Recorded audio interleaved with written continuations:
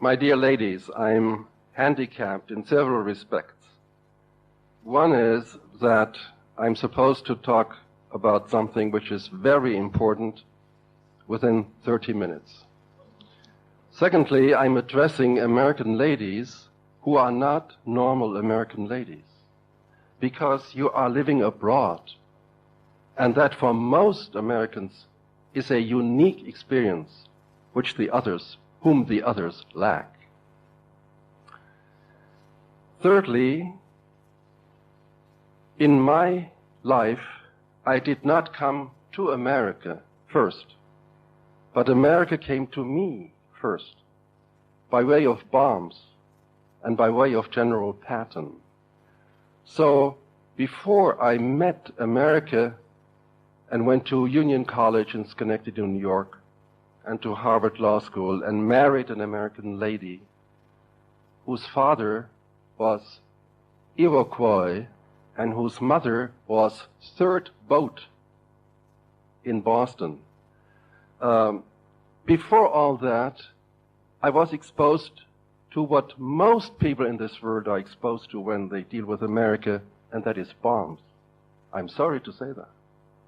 Not American ideals, not justice, not democracy. Okay. If I only dealt with the question, what does religion have to do with terrorism, you could go right out and continue having your tea in a minute. Because there is not a single religion that justifies terrorism. Not a single one. However, and that is why you can't go out, we also know that in the name of religion, a great deal of injustice was done, and that there is not one religion, including Buddhism, that has not had a trail of blood during its expansion. So the question should better be asked not what is the causes, what are the religious causes for terrorism, but rather why can't religion prevent terrorism? Muhammad Ali, the Muslim former world boxing champion, was recently asked, how do you feel about Muslims being involved in the 11th September, people of your faith? And he replied, how do you feel about Adolf Hitler?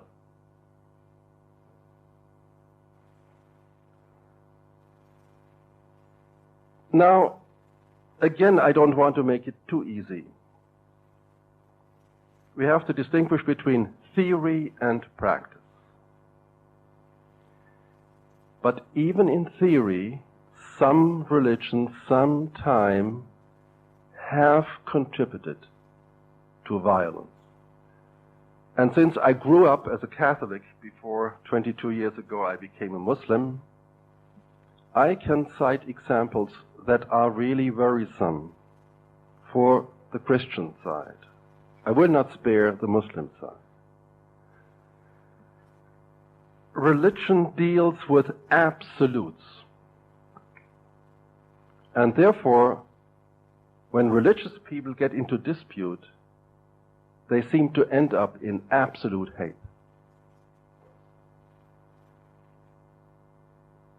To become more concrete, 2 million women were burned as witches, not only in Europe, but even in Salem, Massachusetts. Why? If you read the Bible,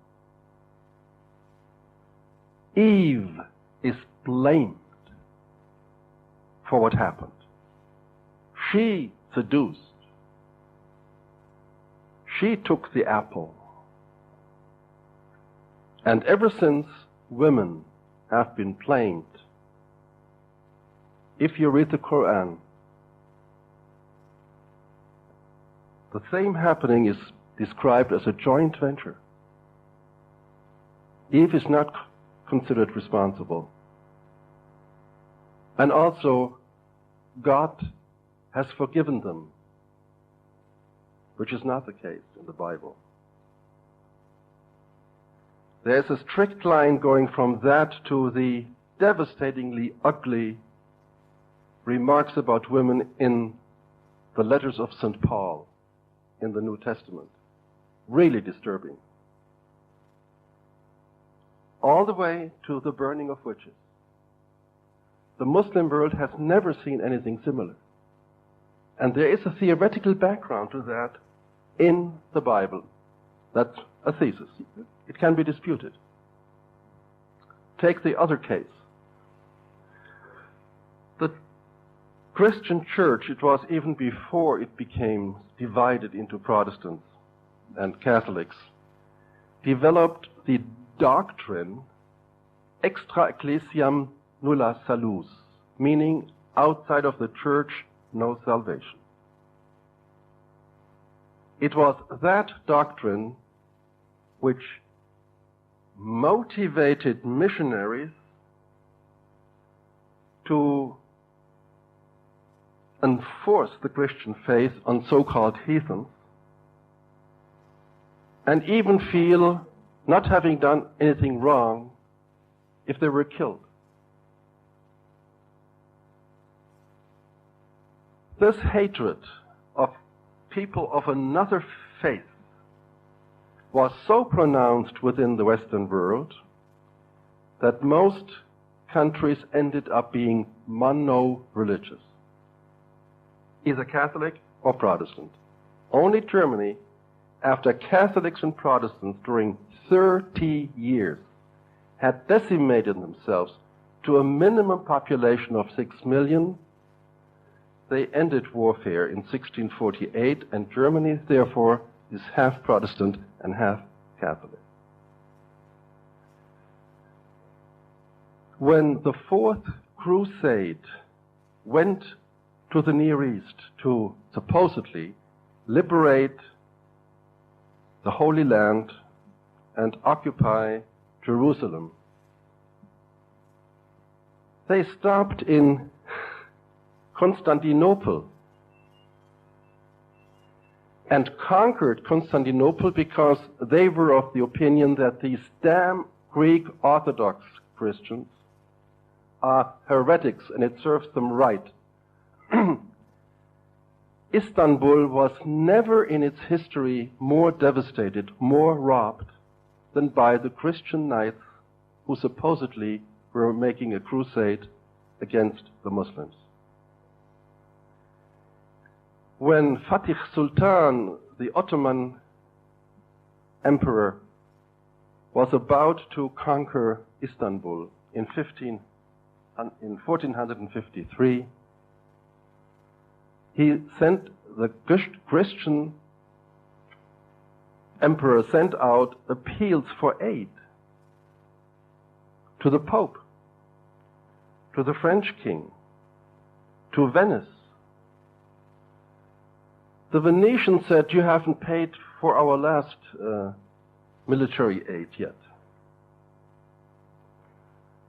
The French said, "Well, if the Muslims conquer Istanbul, we have a better counterweight against these damn Germans, the Lutherans."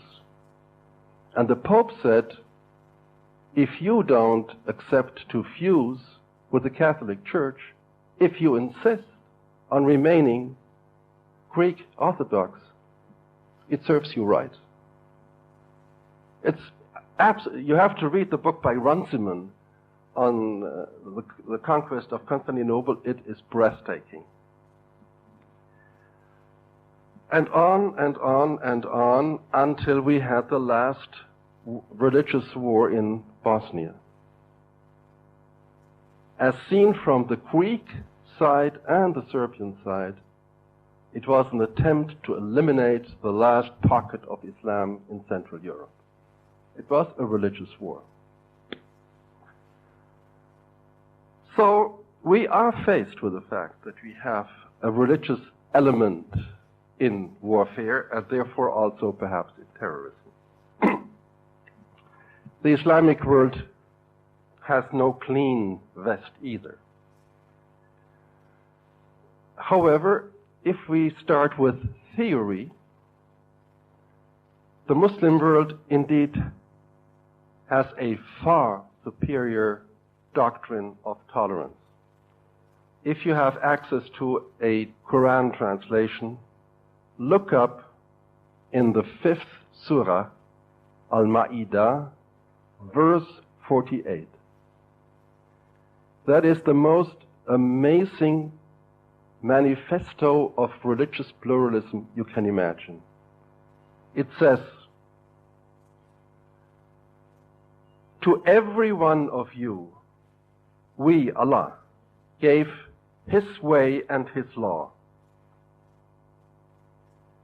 If we had wanted, we could have made all of you one community. But we want you to compete with each other in goodness. At the end of the day, you will all return to me, and then you will learn what you disputed, about what you disputed." Fantastic. As a result, under Muslim jurisprudence, members of other religions, in particular Christians and Jews, had the right not only to exist, but to administer their community, to have their own law, family law, inheritance law, penal law. They did not have to serve in the army. They could trade with pork or with wine. As a result, all Muslim countries except Saudi Arabia, that is the case by itself, have remained pluralistic. If you go to Morocco, you can buy the Bible in Arabic in a bookstore. If you go to Egypt, on your way to the airport, you see more churches, Coptic churches, than mosques. If you go to Istanbul, you have 24 synagogues, an Armenian cathedral, a Greek Orthodox cathedral, Lutheran churches, Catholic churches. If you go to Amman in Jordan, in the center of town, the Christian cathedral and the main mosque face each other. That is how the Muslim world lived. And that is why Muslims are trained to live among non-Muslims, while Christians have never learned that. And this is why the shock of Muslims now living, as in America, 8 million of them, is a problem. Less a problem in America, because America has been multi-religious. The first Pilgrim Fathers were very intolerant towards each other, except Roger Williams. But you learned earlier. In Europe, they haven't learned it yet.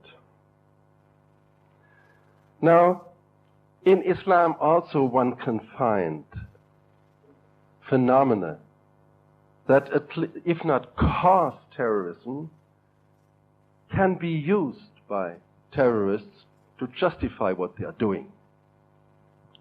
And the worst of that is what I called, and I called it yesterday, excommunication.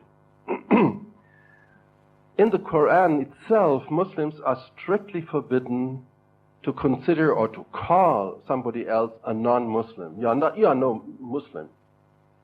If he himself or she consider herself a Muslim. We say only Allah knows. But from the very beginning, in the 7th century, there were Puritan, radical, fanatic Muslims who said somebody who commits a sin loses his Muslimness. And of course, they decided what was a sin. So already, for instance, the 4th Khalifa, Ali ibn Ali Talib, was murdered by such a man. Because these extremists said he submitted to arbitration in order to determine who is the right successor of the Prophet, and that he shouldn't have done. it is a question of Allah to decide who is the right Khalifa, not of people. So he sinned, therefore he should be killed. This trait goes on to this day and is a very bad heritage. If you think of suicide, the Quran forbids absolutely suicide. The theory is you have not made yourself, you cannot take your life. And yet, already in the 12th century, we had in the Middle East a sect called the Assassins. Assassiner, or to assassinate, comes from the Arab word hash, hashish. These were members of the so-called Fifer Shia. What you have in the Iran are 12er Shia. They have a list of 12 imams. The Fifer have only a list of 5 imams. And they are more Gnostic. At any rate, they put people under the influence of hashish and send them out in order to become martyrs to assassinate highly prestigious people, highly symbolic people, in a way that really precluded survival. It was virtually suicide. They had no chance to survive, and they knew it. They didn't want to survive anyway. So you have that. When I said highly prestigious, the World Trade Center towers and the Pentagon are about the most prestigious things as seen from the outside. America with its weaponry, the superpower, and America with its capitalism, globalization. The assassins selected people who would have the same impact by being so prestigious. For instance, they murdered Nizam al-Mulk, the great Wazir in Iran. And they tried to assassinate Salah ad-Din al-Ayyubi, the victor over the Crusaders, who was the most prestigious man in the area at the time. So, now another thing which we have to see is that most people who today are being called Islamists and distinguished from pure Muslims, that is, people who are turning Islam from a religion into an ideology and who use Islam as a political weapon, that most of these have grown out of what is called the Islamic movement. The Islamic movement is a renewal movement which started in the 19th century with Al-Afghani, a Persian, and was carried on in the last century in particular by the founder of the Muslim Brotherhood, the Egyptian Hassan al-Banna, and by a journalist in India, Abu Ala al-Maududi, and by Sayyid Qutb, a great intellectual Egyptian, also a Muslim brother. In Algeria, it was Abbasi Madani. And what is now so startling is that the Islamic renewal since the late 18th century was the work not of theologians, not of people who studied Islam, but of natural scientists, medical doctors, architects, mostly. There are very few, even today, leaders of this movement who are products of Al-Azhar. They are in America. Taha Jabir al-Alwani in Washington, the head of the Graduate School of Islamic Social Studies, or Fatih Osman in Los Angeles, or Rashid al-Ghanouchi, the Tunisian, in exile in London.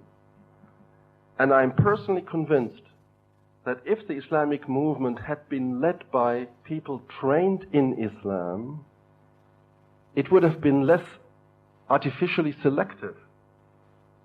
If you don't have the overall picture, you take your Quran and you say, tiens, you find one little verse that suits your purpose, and you take it out of context. And you end up being a terrorist, justifying what you're doing by the Quran. And this would not have happened, I think, if these people have been trained. But why was it like that? It was because the Islamic clergy had become so corrupt by being so much married to the powers in being that the masses did not respond to them any longer. And finally, there is, of course, another trait, and that is that we are still in the process of decolonization. The Muslim world had been colonized, except a small part in the interior of Saudi Arabia. And all of these countries had to fight for their independence. Now, most of these countries are independent politically, economically, they are not really independent, and culturally, not at all. And many of these people are fighting, continue to fight for their total independence. And therefore their mind is one of resistance, not aggression. And of course, when you are involved for decades in a military struggle, you end up knowing more about grenades than about the Quran. Simple as that. You cannot talk about terrorism without asking why happened what happened. Now, from all I read and see, this question is not asked in the United States. The United States is refusing to analyze the 11th of September as if understanding would automatically mean condoning. But this is not so. In Europe, one does ask why happened what happened. America is not yet ready to ask the very question. And even if you cry out, why do they hate us so much? It's not a question. It's a complaint.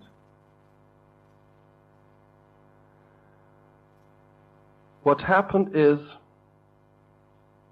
that there is so much injustice being done to Muslims in this world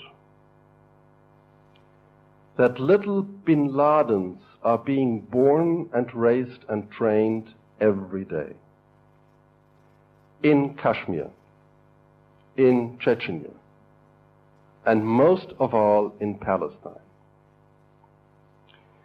When I went to law school, I learned that you are responsible and become guilty by non-acting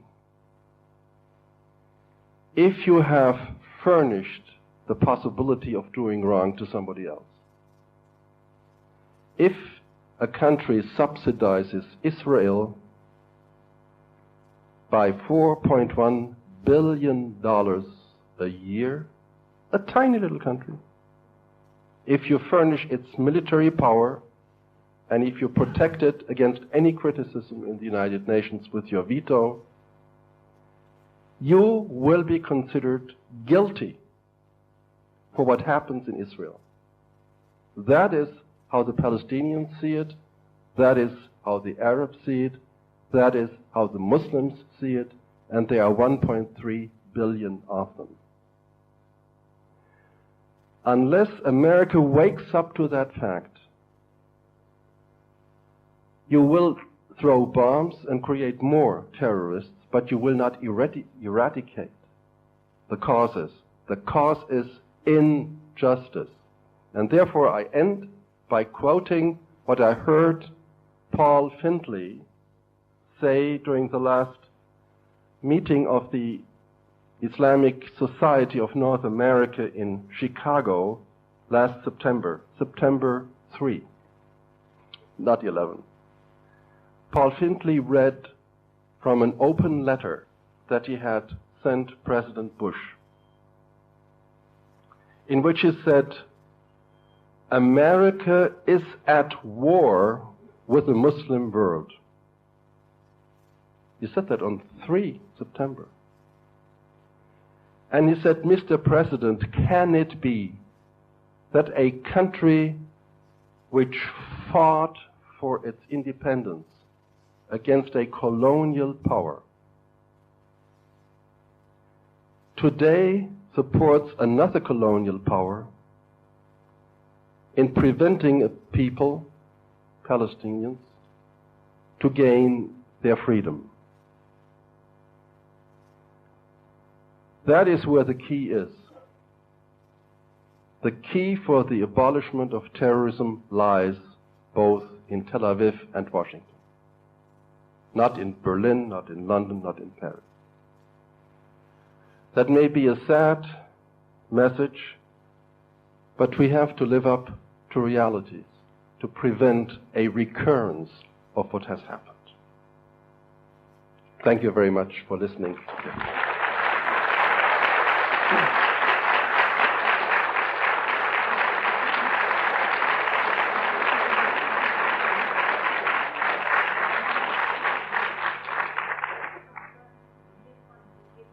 Yeah.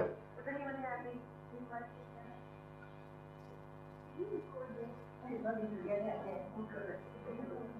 Anybody else?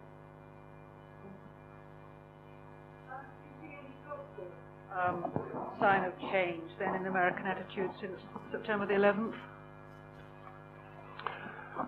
I don't, because just like after Pearl Harbor, Americans have been hurt not just physically but morally so much by the insidiousness of the attack that Americans are going, so to speak, gang-ho for revenge.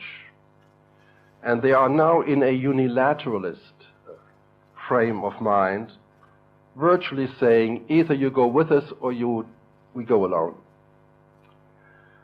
To say we are right and they are wrong is the kind of language we used to hear from Tehran before. It's Manichaean. So the frame of mind is not set for understanding and for analyzing.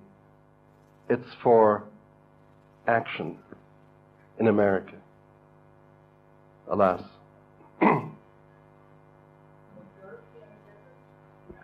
Yes. The Europeans immediately started to ask, why did it happen? And, we don't have Zionist media as strongly influential in Europe, and therefore there is less resistance against an analysis which might end up by your finger pointing to Israel.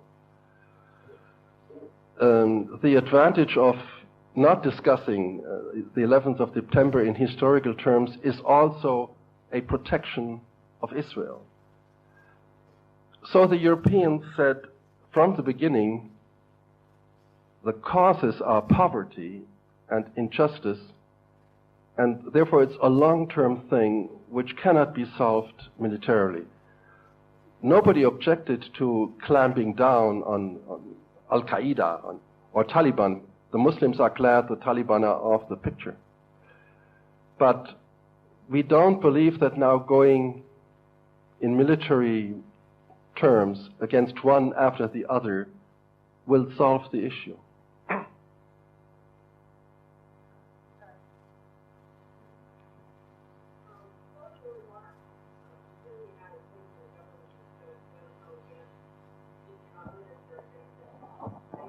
And I'm sure that's what the newspapers are saying, but if you have been in the United States since September 11th, you would find that a great many churches and institutions of higher education are also offering classes in Islam and promoting a better understanding of the religion as well as what we can do to help promote peace.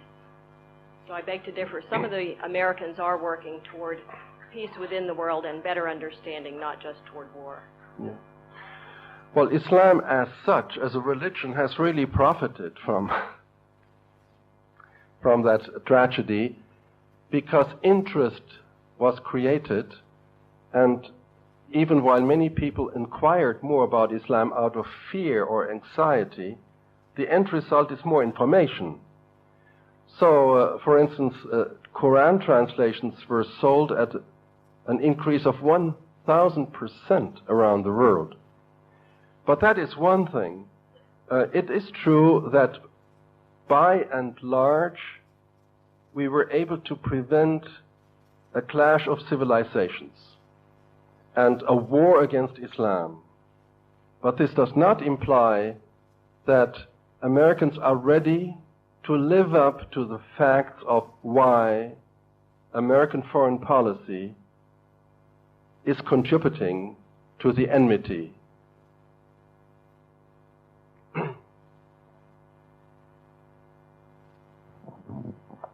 I want to ask about the segregation of the religion and the state and the effect. Looking at the Middle East, there are two rivalries and that are mixing religion with state, which is Israel and Saudi Arabia. If they go more secular than religion, what effect would that have on the image of Islam? Muslims are often asked finally to have their enlightenment. And especially Europeans say, look, we separated church and state in the 18th century, and this was very beneficial. The Muslims say there has never been a church in Islam, so that's not our business. But religion and state have never ever been separated anywhere, because where it was tried in France and in Mexico, what they called laicism turned into a pseudo-religion. And what Muslims want is not that, like in Persia, it's clerics who run the state. All they want is that religion and state are harmoniously in relationship to each other, like in the Federal Republic of Germany. In our Constitution, we have God figuring in the Constitution. The President of the Republic and the Prime Minister address the nation at Christmas. Sunday is legally protected. The state raises church taxes for the churches. The state teaches religion in school. There are not only military chaplains, but also chaplains in prisons. The state concludes treaties with the Vatican, and representatives of the churches figure in boards of overseers of the media, for instance. Now, if that is secularism, we can live with it. But a total separation of church and religion is the first step towards abolishing religion altogether. The 18th century was one of rationalism. The 19th century was one of atheism. The 20th century was one of ideology, and the 21st may be a religious century again. So maybe we are ahead of you and not behind. I just have one question to ask. I was still teaching the state, and I would say most Americans, including the majority, do not see people. We're a melting pot. We don't look at people as color, race, creed, or religion. I think you're selling us short. in that respect. And I do think in the Arab countries where there is a majority Islamic population, where there is an Islamic population, shouldn't you sweep your own doorstep first? In other words, you are raising children to hate or believe in terrorism, hate the United States, this and this. And they're a superpower. Let's attack the superpower. I mean, you've got to start with education in the Arab world. You've got to start with the family, and then you've got to work with the government. The governments of these countries, whatever there is, do not filter down and say, this is not Islam, we're an Islamic country, why are we doing this? My children, 4 children in the States, are very concerned with this. I try and tell them that Islam is peaceful, it's welcome, it's this and that, and they can't see it. They go, well, why are they doing what we think? And I don't have the answer. So there's tunnel vision in the Arab world, and I do think you're selling us short because we do have a broad spectrum. So it's my opinion,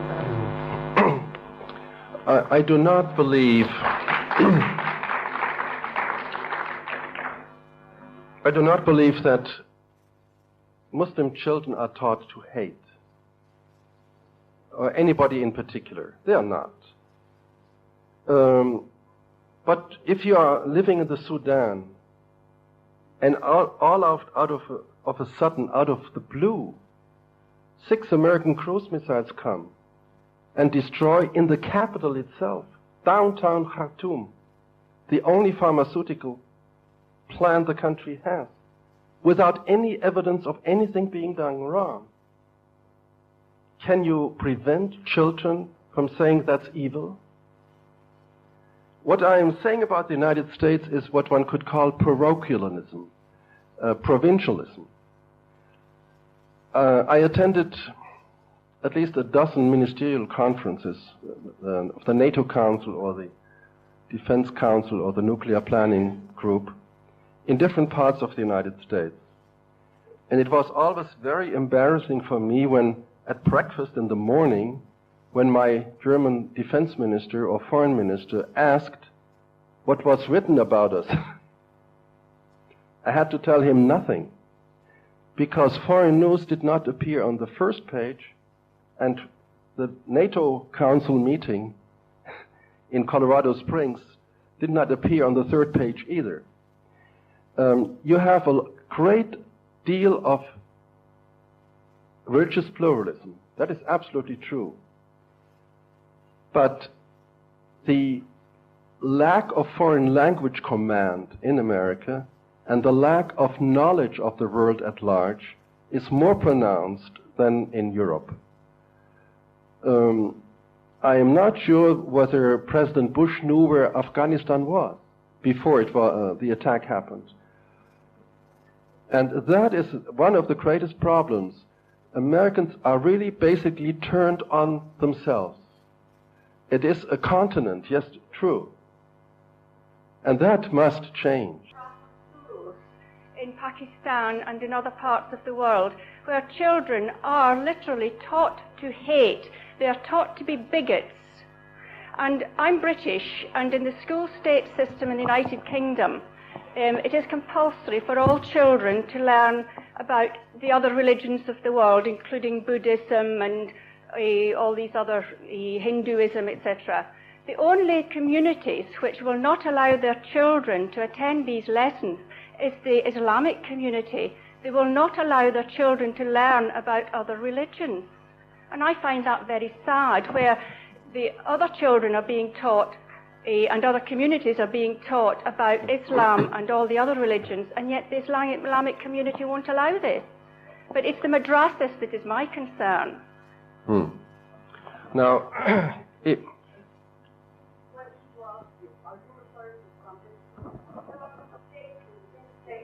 where there are taught that it is a religious class, or is it if it's just Christianity?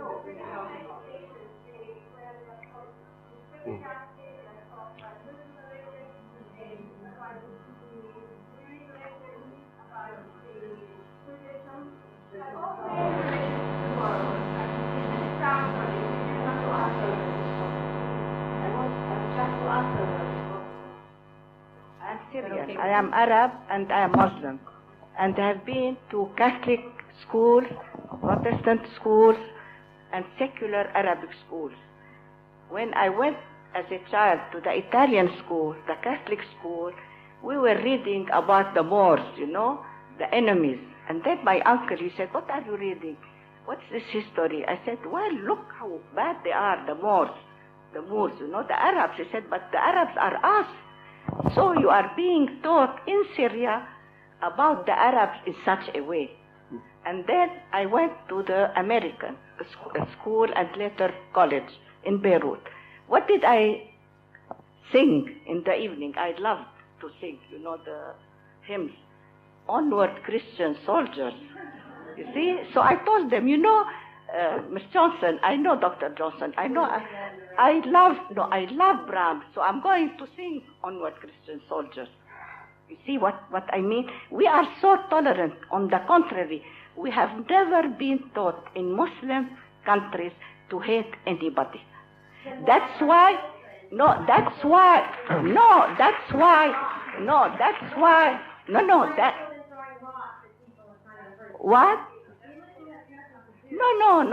but I'm going to tell you something now about myself.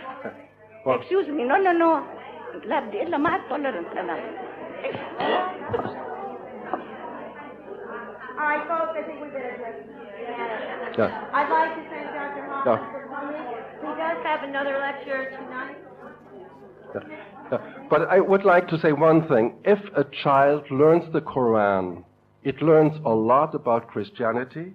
It learns a lot about Judaism. Mary, as a virgin, appears more often in the Quran than in the Bible. So, another thing is, children are not relativists. They want to know what is white and what is black. You cannot teach children a religion by teaching them religions. First, a child has to have a religion, and then it can enter into comparative religion. So it is only natural. I don't deny what you say about Pakistan because I haven't been there, but I would think it is the same thing in an evangelical class and in a Catholic class, that children are imbued with feeling superior. That's normal.